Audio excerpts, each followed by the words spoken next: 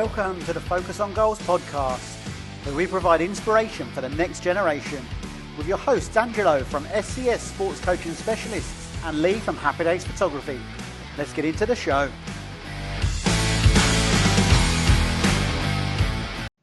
Hey Ange, how are you doing, mate? You okay?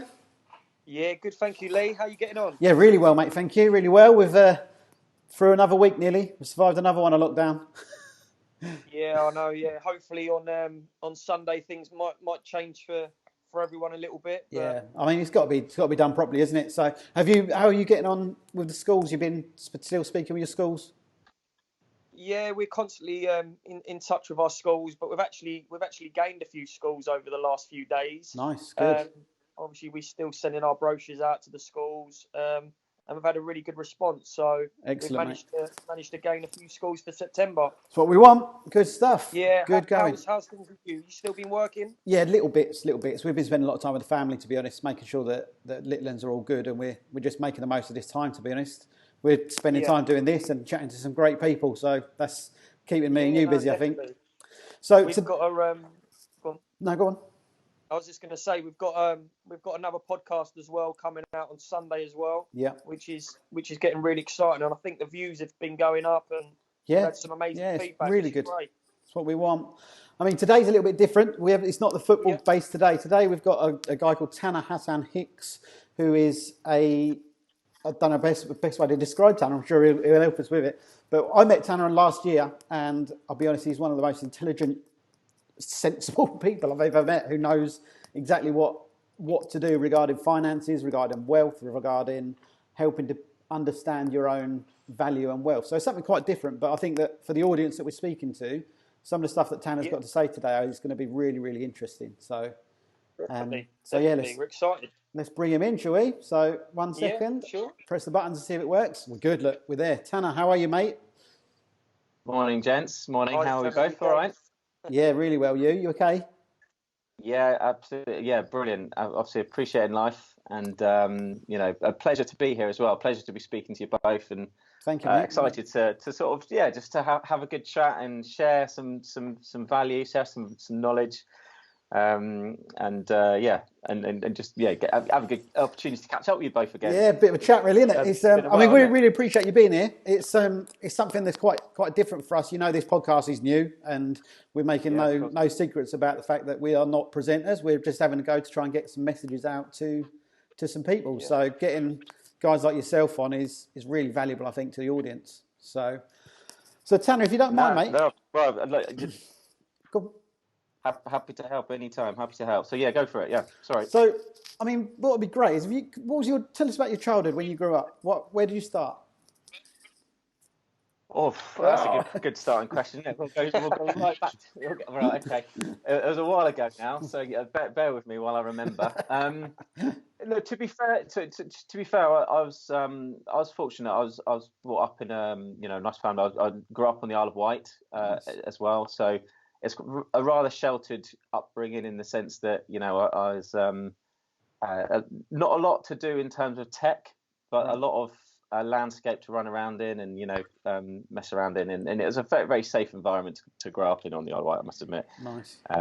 It was limiting to certain extents in the sense that I think the Isle of Wight is certainly a number of years behind what we would call the mainland. Okay. But yeah, I can't complain. It was great. Yeah, really good. Have you got brothers and sisters? Yeah, I've got two sisters. So I'm the middle child. I've got a younger sister and an older sister. Okay. And I think maybe that's sort of helped with some of the things that I've kind of, the values that I've got, in the sense that I've kind of, having a lot of women around me has been a good thing, I think. Puts you in your place, isn't it? Angelo knows that as well, don't you, mate? Yeah. So what did your parents do for work? So my parents, they both of my parents were opticians. Okay. They've when I was very young, in fact, just before I was born, they opened their own opticians practice in Lymington, in Hampshire. And so they've always sort of run a small business, and so I've always been exposed to that Involved sort of in business, that small business. They've only ever had the one practice, and they do well for themselves in that respect. I think there have been occasions where they considered growing it beyond that. I think they were quite happy just operating. Yeah. And, my dad still today works in the opticians, and now my older sister works with him as well. So it's a real sort of family business in that respect. Yeah, fantastic. That just wasn't for me. I wasn't really a scientific biological man. So. Right. And then, so I had other ideas. when did you move then over to England from the Isle of Wight? It is part of England. That's So, not a nice still part. Yeah, England. I get that. I mean, onto the big bit of the ground. So yeah, so basically, so obviously I grew up there, and as a child, as a teenager, obviously you try and do as much as you can to sort of break the rules, and you don't want to be at home much. So I couldn't wait to leave the island. So my opportunity came when I went to university, basically. So I went up to university in Nottingham. Yeah. I got I somewhat fell into civil engineering master's degree at Nottingham. I always wanted to be an architect as a kid. I'd sort of always had a passion for design and property, and sort of particularly residential properties and things.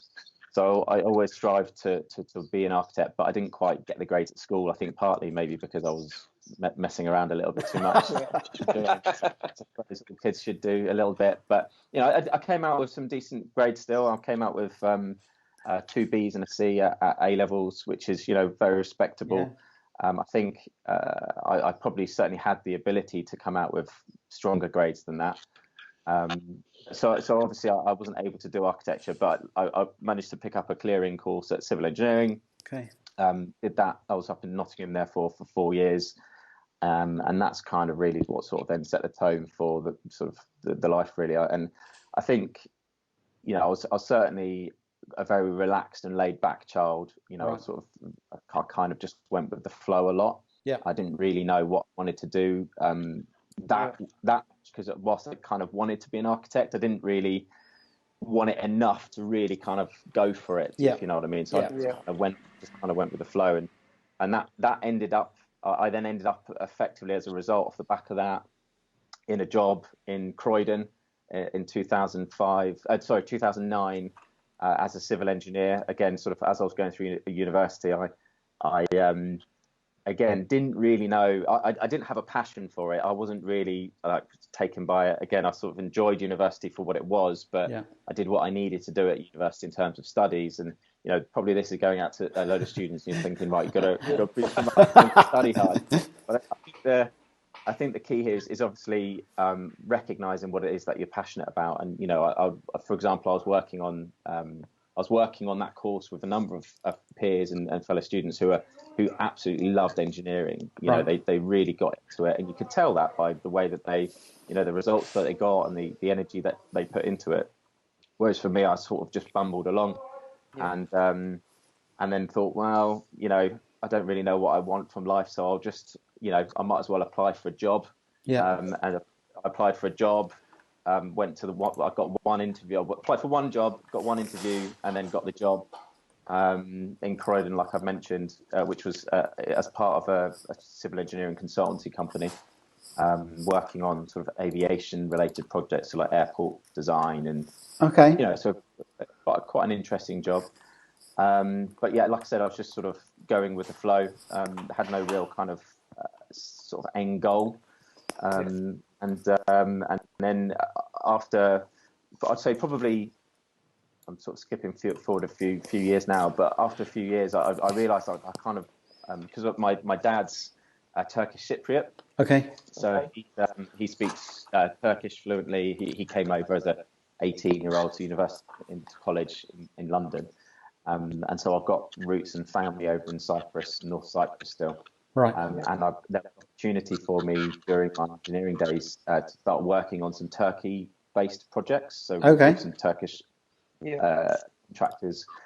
So I was, I sort of, what should I say, negotiated my way with my managers. Hustled. Turkish a little bit.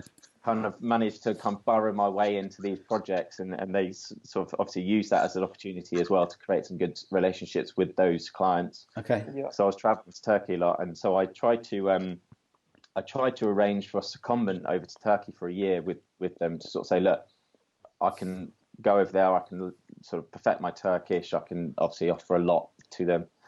And I think I'd always had a skill of being able to sort of, should I say, what's the best way of putting it? Negotiate my way, get through. Yeah. Kind of, and then sort of work it out afterwards. I think that's a big skill, is to sort of say yes and then figure out what you're going to do afterwards. Adapt to it. Yeah. Yeah. Exactly. Let's launch a podcast, Ange. Yeah. So I tried to do that, and that fell through, and I think that was really the kind of the big first turning point in life for me. Right. To make me end up where I am at, because I really had hopes relying on that as something I really, really wanted to do. And when that fell through, I sort of started questioning everything of what I was doing. And actually, is this really right for me?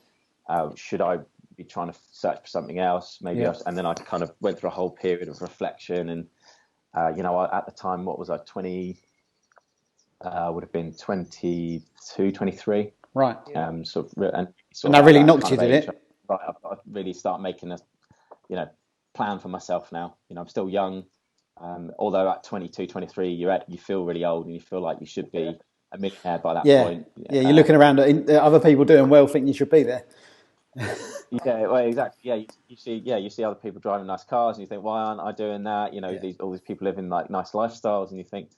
But I think also looking back 10 years, a lot's happened in 10 years, and obviously even now at in my early 30s, I'm looking around thinking at other people thinking, oh, why aren't I doing that? I know Angelo, you speak to a lot of footballers, for example. These incredibly wealthy people who obviously have more just a expendable income, and you sort of think, oh well, they're only early 20s and stuff. But I think it's about staying grounded. I think is a key thing. Definitely. I think just going back to that point, it was such an interesting point for me. Is when you left school, you went to university. It's such a tough one, because I think a lot of sort of students, we don't actually know exactly what we want to do, and I think you can make people think, is that the right decision, is that the wrong decision, but ultimately it's experience, isn't it? And it's hard to make good decisions when you're 16 to 20 years of age. I mean, myself and Lee probably make still wrong decisions. We all 100%. I always think that all experiences end up being good experiences, because you learn so much from them. Yeah, and that's absolutely, you're absolutely right. I think I ended up going to university because I know that's something what my parents really wanted from me. Exactly. I think I could have easily not gone. I would have found, who knows, maybe I would have found my passion sooner having not gone, because obviously by following certain paths, you end up sort of following the path. Yeah, you know what I mean? Of course. Yeah. And different opportunities open the door. And I remember somebody saying to me, somebody in particular, who's saying a thing that I never forgot, which is all about opportunities are like buses. And it's a case, they come along all the time, and yet obviously you have an opportunity to choose which bus that you get on. Yeah. So just recognize things that come towards you as an opportunity, and then obviously don't be afraid to get on the bus and follow the journey wherever it may go, because it will again open up other opportunities. It will then open other doors for you later on. But I think at the same time, you can also get on a bus that goes in a different direction to the kind of where you ultimately want to go. And so it's also recognizing when you're on that bus or you're following that path to sort of not be afraid to step off it as well. And not be afraid to pivot. And I think, the amount of pivots I've had in my life already as a young, man still, I consider myself still as a young man. Yeah, we all do. Yeah. Some younger than others, Lee. Yeah. But I think there's a huge fear, and I've certainly felt a huge fear in my life, and I know a lot of people can relate to this. There is a huge fear of being seen to change direction, or change path in life, because I think it's almost like a false understanding that you have to be a certain you have to have a certain profile or a certain calling. For example, now Tanner is known as a property investor or a property person or a developer or a business owner or an entrepreneur. I might have that tag now, but in 10 years' time, it doesn't have to be that. Something else. Or, it doesn't have to be that. 10 years. So I think, there's been a number of times in my life already where I've sort of thought, I want to change, but I'm afraid of changing.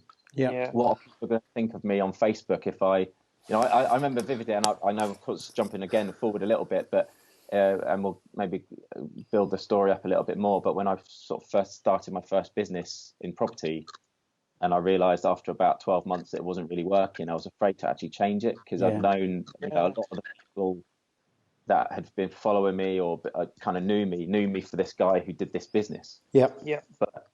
But then it's almost felt shame. I felt a little bit ashamed to change tact. But there's absolutely nothing wrong with that.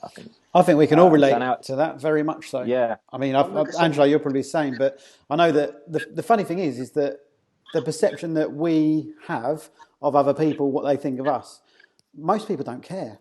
And this is a real big thing for people on Instagram and people that are trying to, we work a lot in schools, and doing school photography for year 9 girls, they will look at a picture and they will hate it, even if it's the best picture they've had as a school photograph.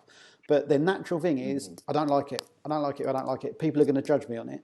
And we've had conversations with people that will upload pictures onto Instagram, and if they don't get a certain number of likes within a certain amount of time, they'll remove it. Yeah. Whereas, I know we're not talking Instagram, but I think that the mindset is very much the same, is needing that social acceptance almost, when actually no one really cares what we do. No one cares, with the greatest respect. They don't care what I do in my business, or Angelo, or you, Tanner.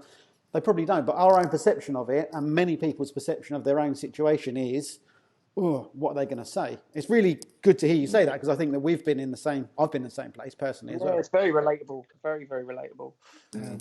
We live in a very different world now than we did even 10, 15, 20 years ago. Yeah. I mean, what is it now? 2020, 2010, which is when I was sort of still an engineer, it's a completely different world. Yeah. Particularly with social media. And I think picking up on the point you've mentioned there, Lee, is a really valid one. I think the mind is a very powerful tool, and I think understanding one of the reasons why I feel now very content in life, very very sort of inverted commas happy, is because I've sort of understood how the mind works a bit more, and understood that, like, you're absolutely right. Who actually cares? Yeah. Do you know what I mean? Like, if I make a mistake, I learn from it, and that's key. Yeah. If I enjoy something or I succeed in life, again, I learn from it, and that's also key. And I think it's to sort of try and keep as much as you can as placid as possible, rather than being very, very volatile in terms of your feelings and your emotions. And I think the world that we live in with the social media side of things, where it can feel, very much like people are always looking in on your life. What's he up to? What's he up to? He's made a post on social media and I didn't agree with it, so I got a load of abuse. I mean, you might have seen a post a few weeks ago about a post I made on Facebook, and I had the word scum written as a comment on my post. I sent that to Angela. Yeah, and 4 or 5 years ago, that would have really, really got to me. I would have spent weeks going over that same post over and over again. But now, it's just water off a duck's back, really, because who cares at the end of the day? And there's a great book, and I know there are probably children listening to this, so I won't sort of say the book because there's an expletive in it. But there is a great book for the adults who are interested in it, who written by a guy called Mark Manson. Okay. Called The Subtle Art of Not Giving a 4-letter word. Yeah. And it's a great book to for people who are potentially suffer or struggling with that of constantly worrying about what other people think of you all the time. It's brilliant, because it really breaks that down, and I think it's really important for us to all remember that it's only the world that we live in, the perceived world that we live in, that people actually care about what you're doing. Yeah. I mean, they don't. No, they really don't. No, I mean, we had something similar, Tanner, me and Angelo, directly right at the very beginning of this lockdown. Is Angelo works in a lot of schools, and we provided a couple of videos to the schools, like a Joe Wicks half an hour sports coaching thing for them. And right at the beginning of lockdown, we had to go and record one. So we went over the field, and there was a few of Angelo's guys there. Everyone completely distant. We're very, very aware of what's going on. But someone took a picture on a mobile phone, sent it out on social media, and completely the wrong message went out. Police turned up, didn't they, Ange, saying that there'd been reports of a football training going on. But, I mean, the police were watching us from right over the other side of the field for about 5 minutes before they made themselves known. So they could see that there was nothing going on.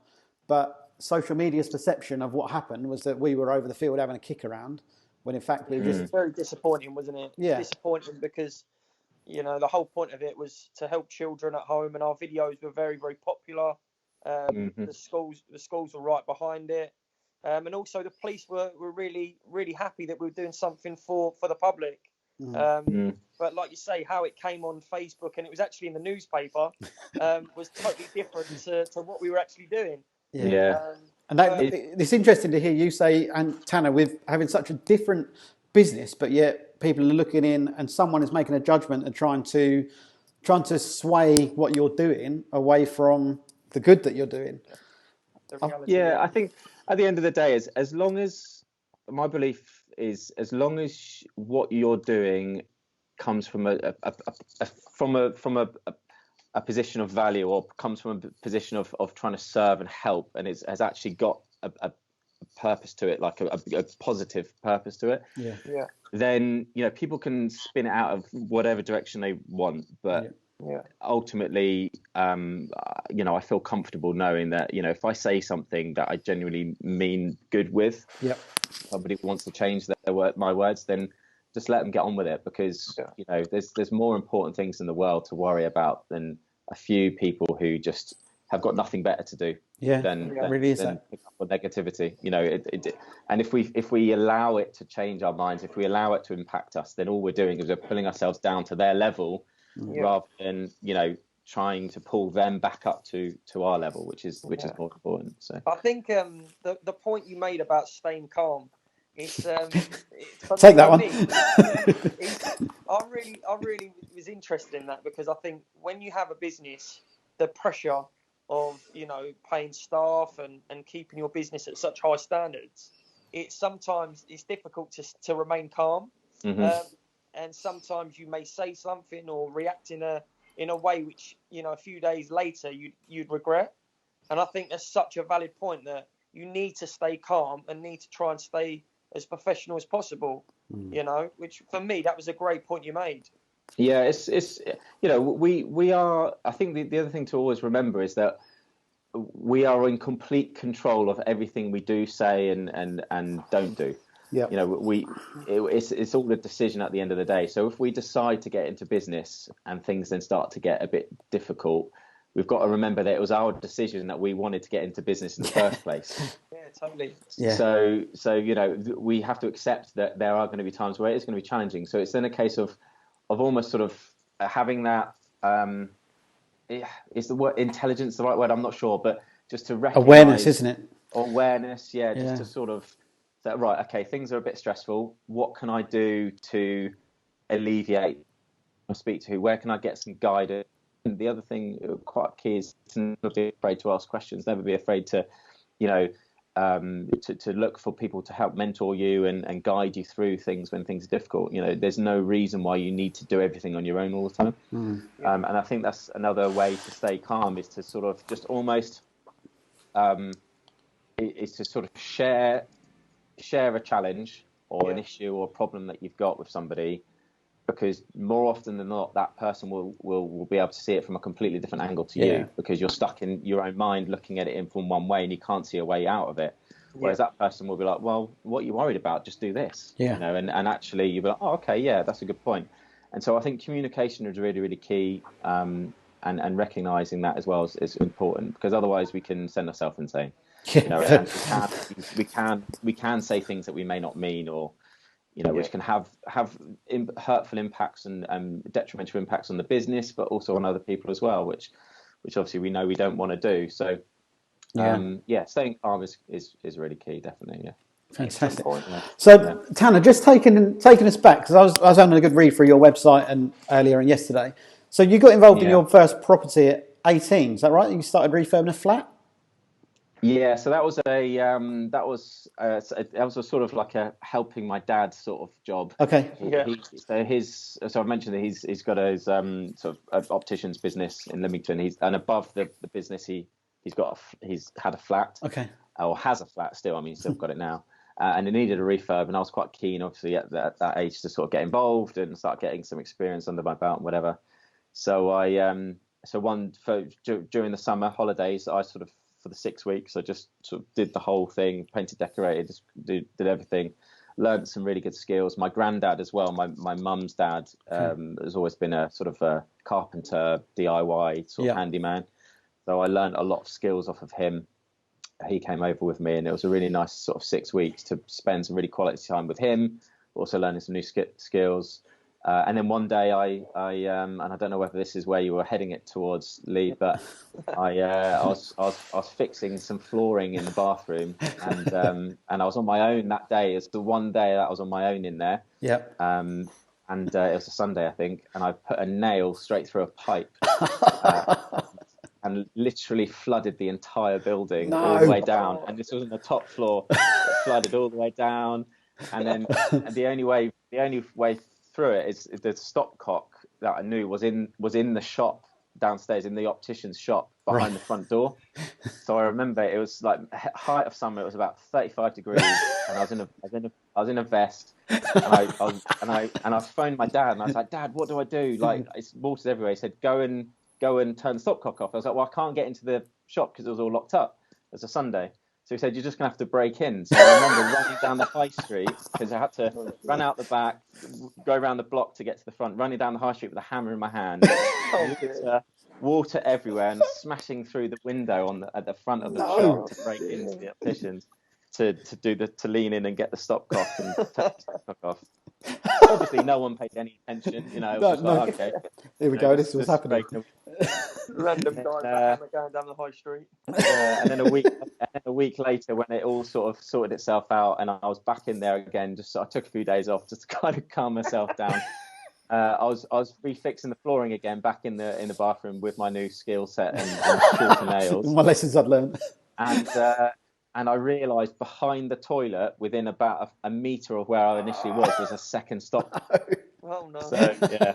Anyway, could have just returned. Good story, that one. but basically that kind of, if I'm honest, that sort of kind of spurred my passion for property. I enjoyed that kind of doing those refurbs, and really enjoyed sort of spending the time with my granddad as well during that period, and learning those DIY skills, hands-on skills to do stuff. Yeah. So I think that's kind of also what then got me into property and got me to where I am now. Like, after sort of going through that period as an engineer of realizing I wasn't passionate about it, I thought, right, now what is it that I really enjoyed? So I kind of almost got sort of a piece of big paper, and I just started writing loads of different things down. Like, what did I loved football. Yeah. I've always been quite a good footballer. And never made it as a pro. But, and again, that was part of, I think I blame my dad, because he wouldn't allow me to go to. I was, as a kid, Bournemouth asked me to go for trials with them as a 12-year-old. Okay. But he wouldn't let me go. So, but anyway, that's a different story. Who knows? And so I've always enjoyed that. I've always enjoyed like kind of helping people and serving people, like teaching people. I've always felt like I've always been quite good at that, and sharing knowledge and things. And then also loved obviously working and sort of with properties, and I had sort of my DIY skills. So I thought, right, let's look at ways to get into property. My dad had this flat above the shop, which seemed to make sense. He was making rent on it every single month. He didn't really have to do much. He had his son running around doing all this stuff, work for him, breaking things. So I thought, right, let's have a look and let's get into property. How do I get into it? But obviously at the time I was like, well, surely you need millions of pounds, right, to get into property. And I didn't have much money, so I just set about learning how to become a property investor. Learned all the different techniques, went on a few webinars, started reading some books, and realised that actually I could sort of do this within a couple of years. So that's where my sort of journey as an investor and now developer and sort of where I'm at to properly started. Yeah. So I ended up purchasing a flat in Wimbledon. Okay. So I was working and this was in 2010. So again, I was fortunate about the market. So obviously the market had crashed, as we know, back then. Yeah. Quite a bit. So the values had dropped quite a lot in London. So I ended up borrowing some money and purchased a flat there, which needed a bit of work. So I sort of saw a bit of a value add there, a way to add some value. Yeah.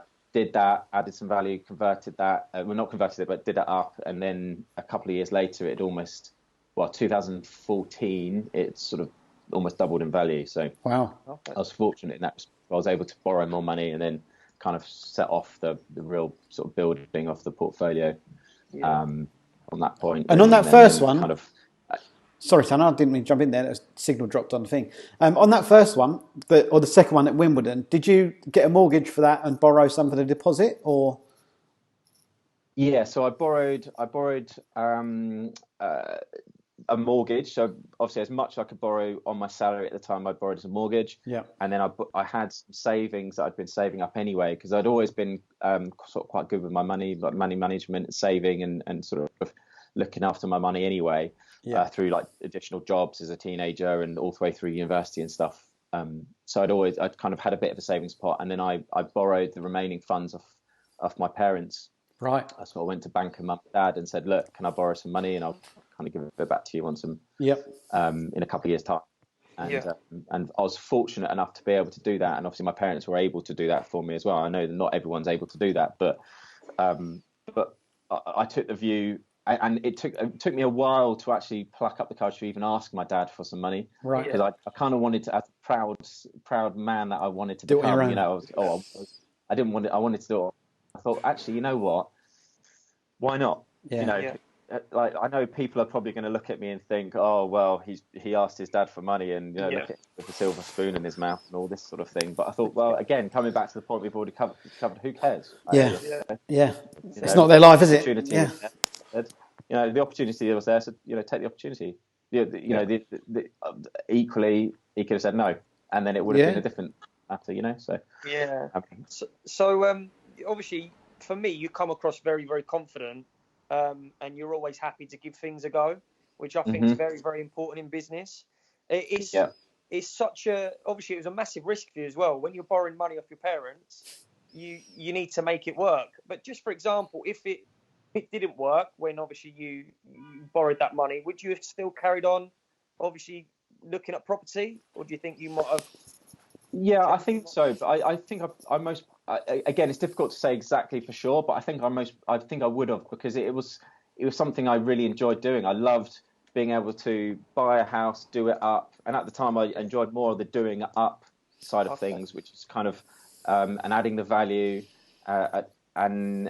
and I think the lessons that I learned and the skills that I learned from doing that process, had it not worked out, then I probably still would have done it again anyway. I mean, I think the other thing as well, and another reason why I loved property and I wanted to get into property, is because it, as an asset class to invest in, it made a lot of sense. You still have the actual bricks and mortar value. And it is quite hard to go wrong in property. We hear the stories of people going wrong in property, and but it is actually quite difficult to do. You've got to be really unlucky or sort of take on something a bit bigger than you probably bit reckless as well. Taking on that. And also it's ultimately it comes down to stretching yourself too far financially. And so I think that's something, again, I've always sort of tried not to do, is to never sort of push myself too far financially. So that I've sort of gone beyond having that kind of rainy day fund or that emergency fund to, if things went really wrong, I've still got that little pot to kind of fall back on, and and also recognizing that if it does go really wrong, make sure you learn from it. Because it's always a learning curve. And like, just pick up on what you said. Angelo, I've never been afraid to try new things. And I think that's part of life, right? We should try new things. Yeah, 100%. I agree. Yeah, I think otherwise life gets a bit stale and a bit boring. Yeah. I think that comment of having some sort of a reserve, if you can, or working hard to have a reserve. Right now, the situation we're all in, where we're locked down in 2020, is is really important, because that's going to be the fact that's going to make or break a lot of people. I think right now where we're sitting is that anyone that isn't able to see through however many months we're going to be in this situation, whatever their business is going to be tough, isn't it? And I think we're going to see a lot of businesses falling away, and there's going to be a lot of opportunity coming for other people. It's going to be a tough one. Yeah, I agree. I mean, I think, just having a good grasp on finances and sort of understanding how money really, I think, is really key. And I think I actually believe that it's something that we aren't taught very at schools. I mean, I could be proven wrong, and it'll be great to be proven wrong. But my belief is that we're not really taught about money that much. And I think especially when we then start sort of moving on in starting our careers off, we've almost got to try and figure it out for ourselves. Yeah. There's obviously a lot of information out there to be sort of read and digested, but it's almost up to us to figure it out. Investing. What's investing about? No one teaches about investing at school. No one teaches us how to set our bank accounts up, or make sure that we've got how much to spend or spending money, how much to put away, how much to, how to allocate funds for different things. And it's something that I'm quite a mathematical brain anyway. I sort of enjoy that side of things, but I do think that there's some real kind of work I think we need to do as a society to try and help people understand money, because unfortunately we see a lot of people struggle with money a lot, and not necessarily due to their fault. It's not necessarily that their problem or their fault. I mean, I think it's about then just ensuring that we kind of have the education there, or the ability to sort of understand how it works. Because also money and financial stresses, I think, is the creator of the biggest mental health and stress challenges we have as society is money. We live in a capitalist world where everything, you need money to do anything pretty much, or we're made to think that we need money for. It's still a bit of a dirty word as well, isn't it? It's still, people still don't necessarily like talking about it. It's always a bit of a dirty word that people are embarrassed to discuss, or particularly people who've got money difficulties. They won't, or more often than not, they won't discuss that through. Again, we come back to everything we said earlier about the embarrassment of other people's perception. Like it's crazy, isn't it? Yes, but it can be a bit of a taboo word, and I think for me it was for a while. I think money, going through. So I kind of went through like two periods over the last 10 years. I sort of went through the first period of going from engineer to property. I was sort of like really empowered. Right, this is what I'm going to do. I had a real purpose that I was going to go from engineering into full-time employment, or in terms of being a property investor and having a property business. And then almost when I got there, the financial, and coming back to a point that you've already made, Angela, about that sort of the financial strain, and also staying calm, and all those pressures of being self-employed sort of got too much for me. And then it sort of had a bit of a mini breakdown a few years later, where everything just, toys came out the pram, and it just got too much, because the financial pressures of it all, where I hadn't really ever learned how to run a business. I sort of was just figuring it out as I went along. Yeah, I think everyone does that, don't they, in business? You have to figure things out as you go along, don't you? Yeah, exactly. Because again, we're never really taught to set up a business, really. I mean, obviously they're business degrees and business courses, but it's never the same until you actually do it. No, the theory is quite different. The real learning is on the ground, And so, but I think it's been a really good, so a really good learning curve to understand also that whilst money can be very stressful, it's, again, coming back to what I've already said, it's only as stressful as you make it. And so obviously, having gone through that, I've sort of learned quite a lot, that now, having good money management is key, but also it's not a purpose in life. It's not, you don't need as much as you think you do, and B, you should not make that as your priority, because because it will send you insane. I think in the lockdown, this is probably surprised everyone of the stuff you can do with your own family. You know, going for walks, spending that valuable time when you're in business. You know, my life's completely changed within the last 6 weeks. I've been constantly working, and now I'm spending some real quality time doing some different house chores, and just, you know, it's changed so much. But it's a little bit of a positive as well. So have you guys found that? Yeah, 100%, 100%. I think it's Dana White, who runs the UFC. You probably heard of him. Yeah, you might have heard one. He made a comment which I loved at the beginning of lockdown, which was basically, it's the world's way of telling us all go to our rooms and have a think about what we've done. Yeah, he's right. And he's so right, because I think because of the world that we now live in, where it is so commercialized, it is so capitalist world. It's all about money. It's very easy to get sucked into the world where you've got to go out and you've got to earn more than you're currently earning. You've got to have more money to have nicer things and to buy nicer things. And we're constantly bombarded with marketing messages. You know, you scroll through Facebook, and every third post is an advert for something that, you know, you've Googled in the past, and then it's coming back to haunt you, and it's like, I was looking for new cycling shorts the other day, and literally every time I go on Facebook or on my computer, I'm bombarded with cycling shorts. I'm like, I don't want them anymore. I've bought a pair.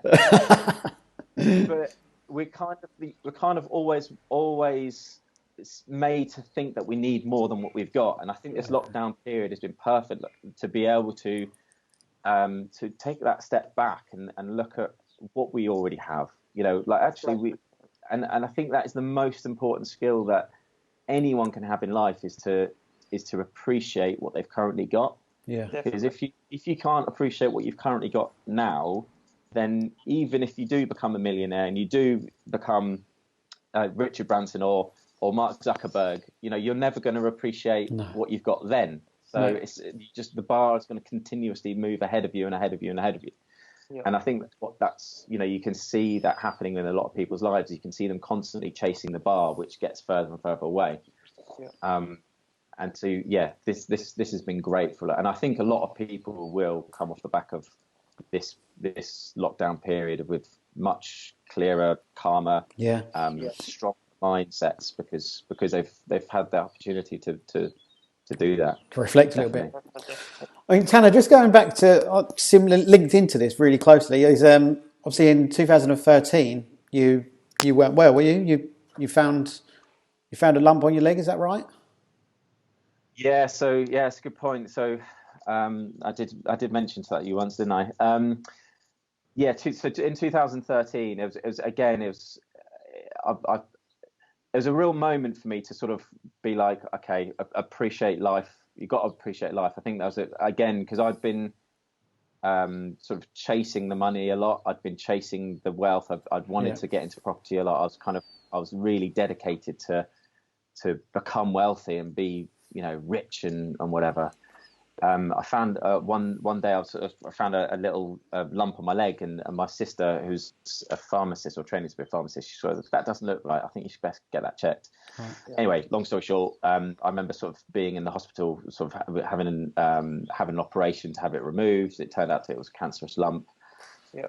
And at the age of, again, 25, 26, I sort of lying there, you know, really fit sort of guy, played football a lot, do a lot of sport, you know, really healthy. You feel a bit invincible at that age. Yeah. You sort of kind of there think, wow, I mean, I'm lucky that it'll be fine. Like it'll be removed and it'll be chucked in the bin and it'll be okay. But you can't help but think, oh, wow, imagine if what if it wasn't, you know, and then you start looking around and you start seeing that, you know, hear stories that other people, and you do hear stories about people horror stories, having less fortunate outcomes, and I think also I think we don't tend to absorb that fully sometimes. I think we see this on the news a lot. We see all these stories and you think, it must be bad for them, but you never really go any deeper than that. And I think again, it's important that we do, because no one's invincible, and I think that was again quite a big turning point for me to realise that actually I need to be sort of trying to establish my values a little bit more, and understand and reckon and appreciate life. And from that point, I for 2 to 3, that really kind of kick-started my focus and commitment to become full-time employed. So I'm gonna change my lifestyle.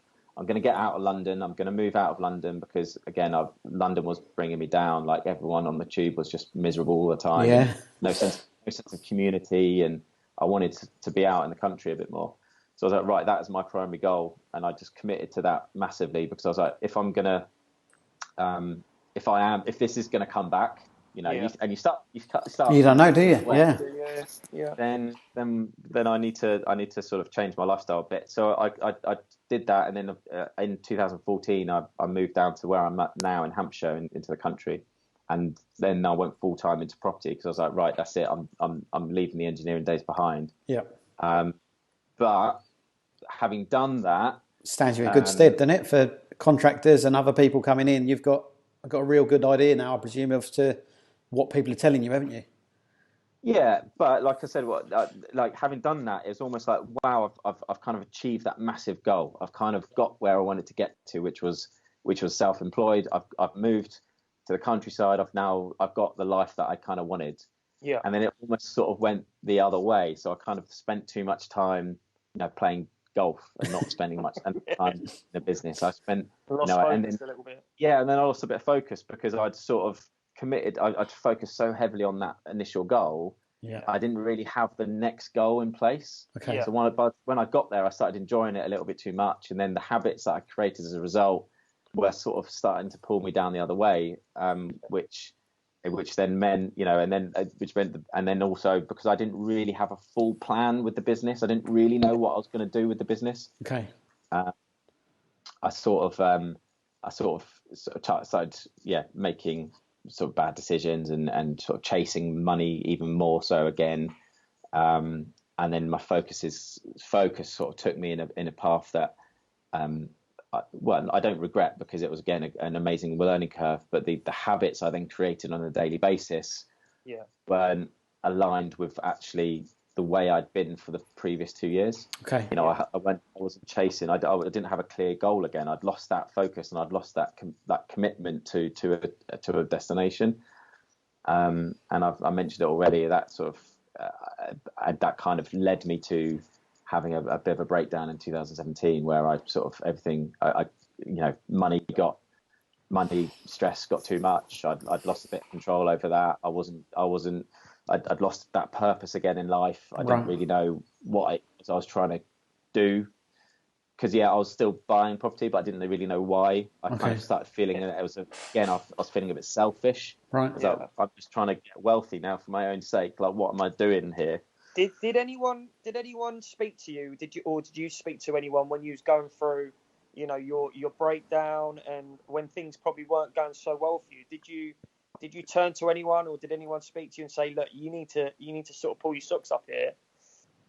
No, and I think that was part of the point. Part of the reason why I ended up going through a bit of a breakdown was because up to this point, I'd done so well for myself. I'd got myself out of full-time employment. I got myself into self-employment. I built myself up a small property portfolio, which most people would die for. Yeah. And yet here I am, sort of now starting to feel additional pressures, and I'm meant to be in control of this thing. So the fact that I'm losing control of it, like I can't admit that to anyone, right? You don't want that shame.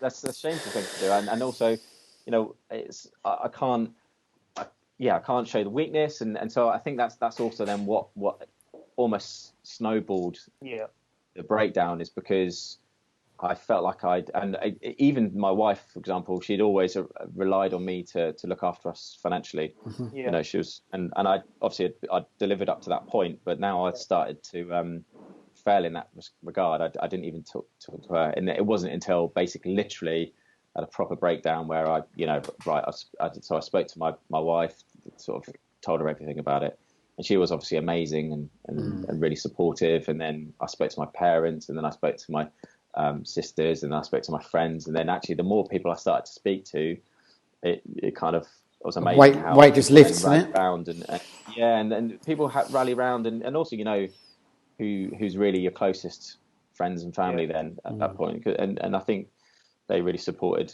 through that period, and then sort of started rebuilding it from there.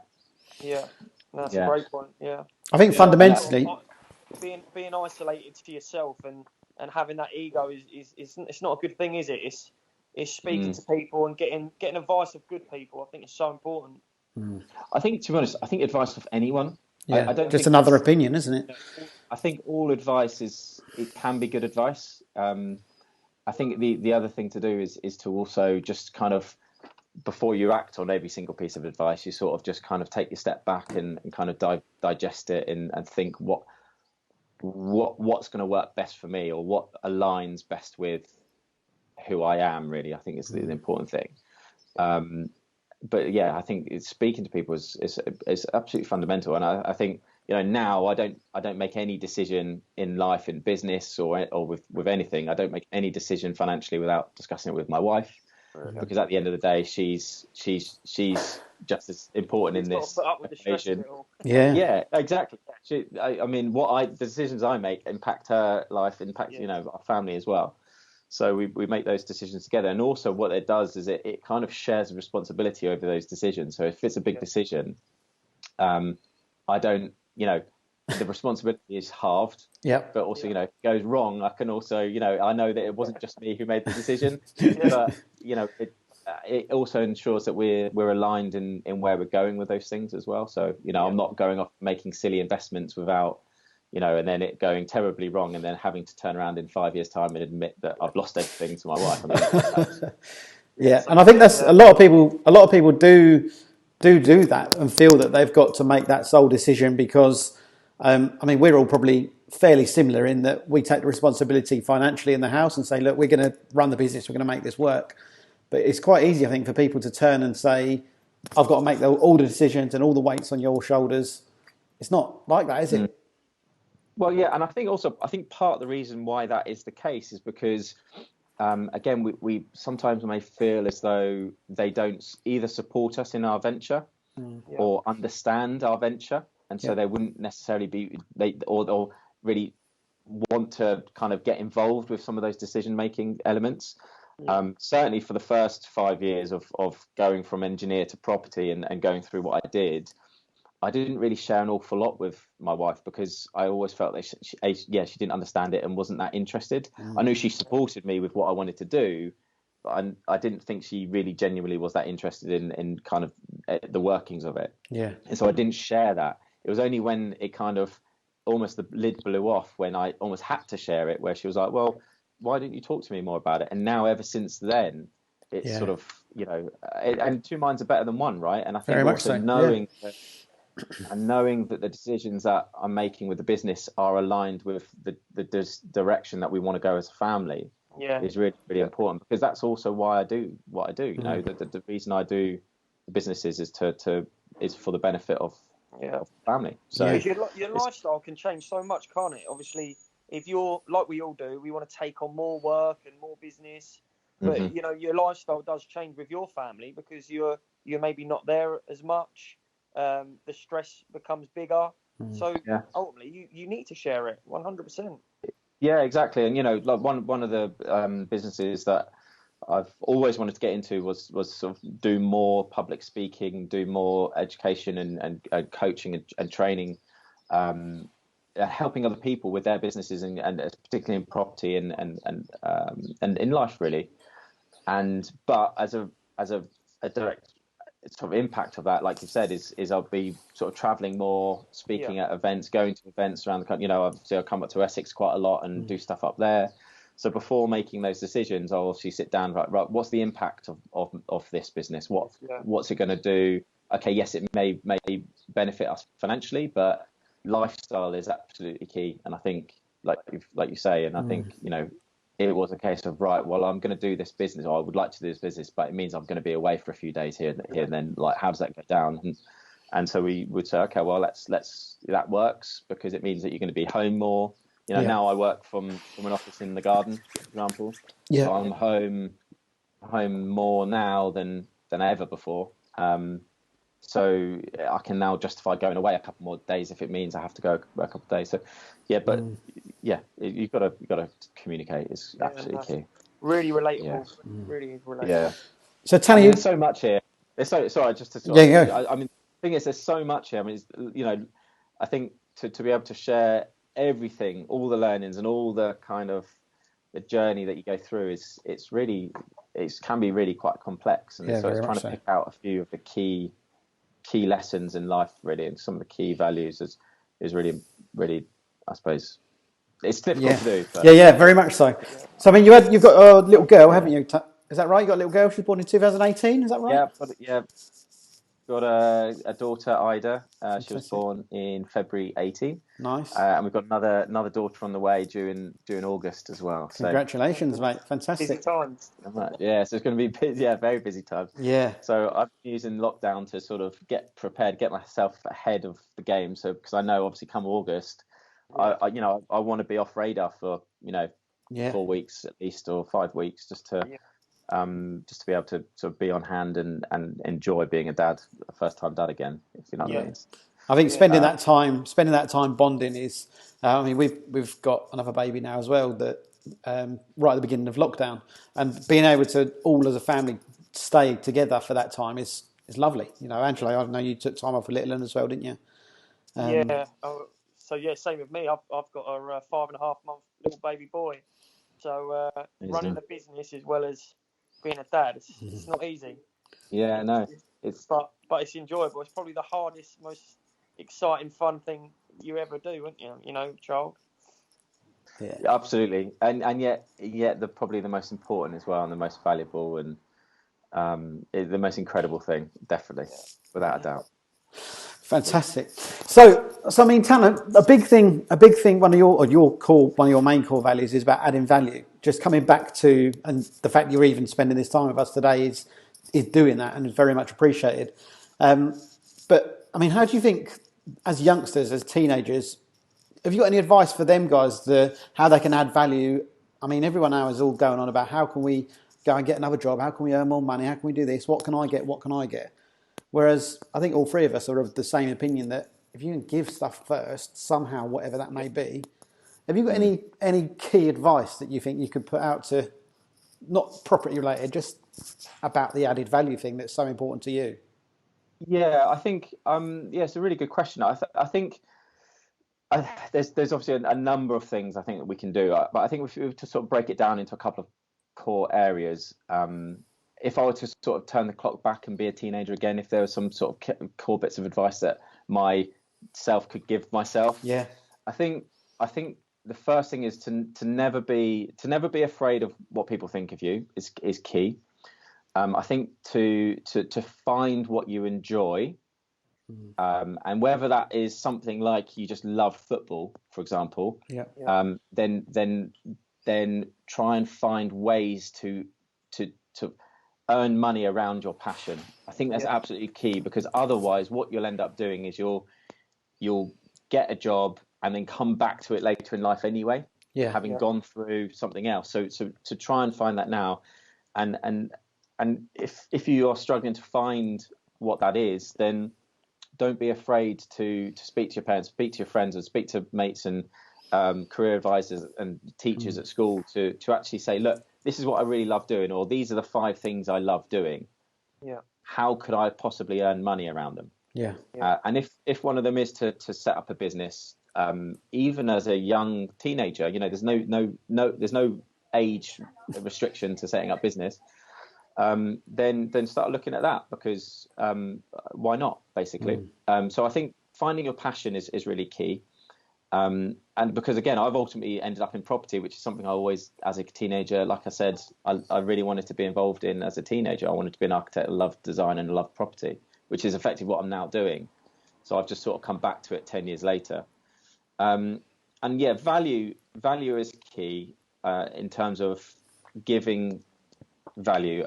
Something that somebody always said to me was, always offer value, as much value as you can offer to somebody else. Don't worry about money. You might want more money. You might want to become wealthy in respect of earning loads of money. But if you're offering people significant value, then the money is going to come to you as a result of that. I never really kind of understood that. And I thought, well, yeah, but I'm not just going to go around for free and give all this advice for free and all this kind of stuff, because I need money. Yeah. But it's only been in the last few years where I've sort of really truly seen that work. That's true. That is absolutely true. The more value you can add to somebody's life, the more value they're going to end up adding to your life. Now, it's not all about money, obviously, but ultimately that's if you look at Amazon or Apple or Microsoft or these huge companies, the reason they're so massive and they're worth billions and billions of pounds is because of the value that they add to people's lives. So, the smartphone, for example, adds significant value to people's lives. But also, teaching and so the stuff that you do, Angelo, for example, you're adding value to people's lives through your business. Yeah. So the more value you can add to those children, the more value you can add to those parents as well. The more you're going to get in return from them as a result, and that is true. And so it's trying to find out how you can do that, and then finally, I suppose, just never be afraid to fail. I think failing, we have to fail to learn, and it's when we fail which is when we learn the most. But at the same time, we do live in an age where social media is rife, and social media just picks up all the positive snippets from everybody's life that we follow, and puts them all into one perfect life collection. And so we then think that that's what we have to constantly be on a beach, sipping a martini on a rooftop balcony. Do you know what I mean? And be driving a nice car, and that's what life is all about. But actually, life is not about that at all. Life is about failing a lot, and it's actually when we fail that we learn, and we grow. And it's about having that balance. That we need to constantly be growing. We need to constantly be learning and educating ourselves, adding value to people, and connecting with our community and giving back to them as well. Because as humans, we need a number of different things to stay happy. I don't like using the word happy, really. I don't believe in happiness in a sense, because we all strive for happiness, but happiness is not a permanent state. It's nothing that we can have all the time. But what we can have all the time is contentment.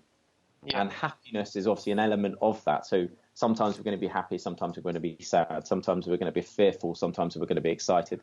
And so it's like gaining that balance to sort of have that overriding element of contentment.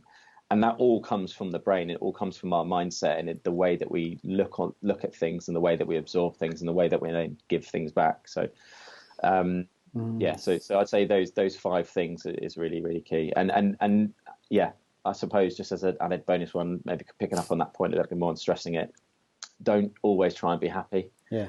Like it's, I think I see a lot of obviously kids that I work with as well, and sort of clients, even adults that I work with who just want to be happy all the time. It's not possible. Even your company brand, Happy Days, obviously. Move on.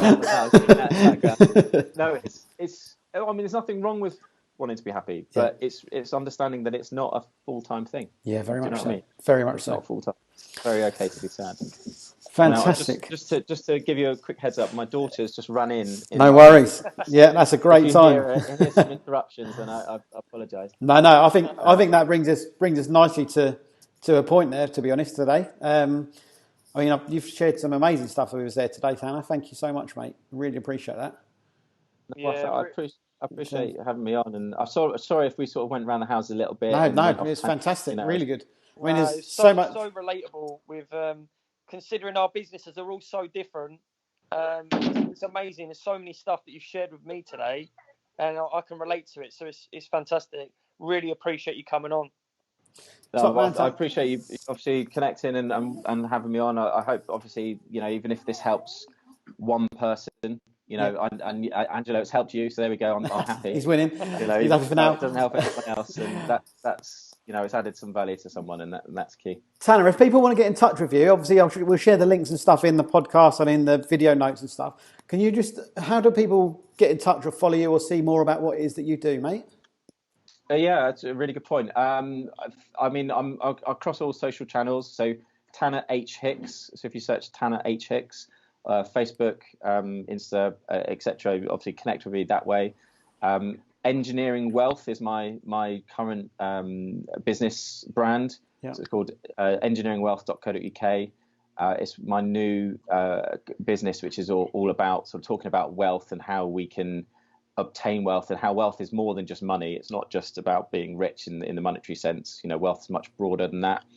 And sort of trying to share some of the messages that we've talked about today in terms of that overall contentment, the balance, the growth. What does success mean to people, for example? So Engineering Wealth is currently, the website is being built, but there is a landing page there with all my contact details, so you can obviously go there and get in touch with me that way, and connect. I love connecting with people. Yeah, fantastic. Yeah. Mate, you're an absolute gentleman. Thank you so much. Really appreciate it. Thank you. No, you too, both of you as well. Appreciate everything that you're doing for the world, and the value you're creating through the podcast, and also your businesses as well. It's great stuff. So keep it up. Thank you, keep mate. the energy going. Yep, and consistency is key at the end of the day. This is it. Yeah. We'll catch up for a game of golf when it's all done. Yeah, take it easy, folks. Take care, mate. See ya. Speak soon, I'm sure. Bye. Thank you. Bye. Bye. Bye.